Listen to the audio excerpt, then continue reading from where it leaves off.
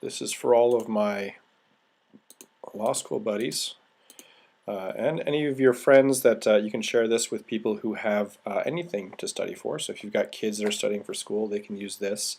But I created the question game for our class. It's kind of like Jeopardy, but let's add some students here.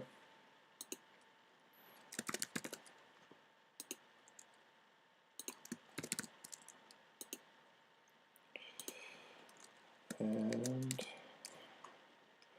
okay, so you're going to go to jaredandtara.com, question game, there's an underscore there, public, and it'll automatically take you to the add player. So we're going to click finish player selection. Now we copy and paste our cards from cram.com. So this is Cram. If you've not used it before, it's kind of awesome. Thank you to Nick for introducing me. So I've created some KCCL flashcard groups that continue to change on a daily basis. And this is what my study group is using in order to practice. So you can search for other people's flashcard sets. I've put KCCL in the name of all of them. This first year review is 65 cards that are mixed topics. So I'll select that. I will next click on cram.com. I'm going to go down here and click export.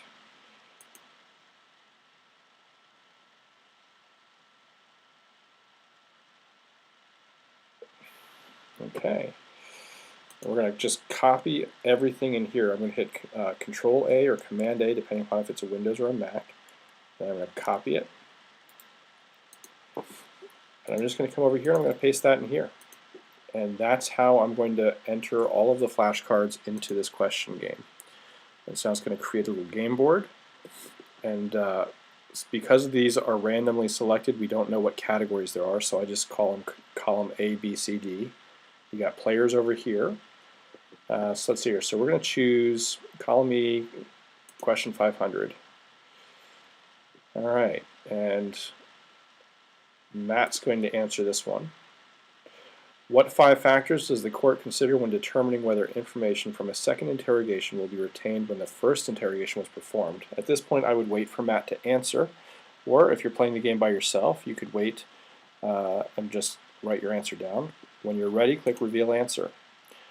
And then whether or not I feel like the content of the card has been really hit, you either select correct or incorrect. So the game obviously can't hear you give the answer. This is your decision.